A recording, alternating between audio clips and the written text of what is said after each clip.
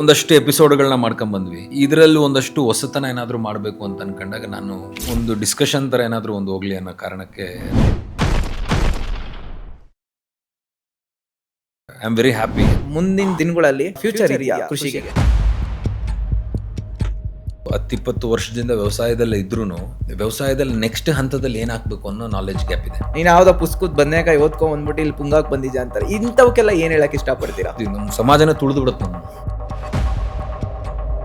Instagram ಅನ್ನುವಂಥದ್ದು ರೈತರಿಗೆ ಎಷ್ಟರ ಮಟ್ಟಿಗೆ ಹೆಲ್ಪ್ ಮಾಡುತ್ತೆ ಅಂತ ನಿಮ್ಗೆ ಅನ್ಸುತ್ತೆ?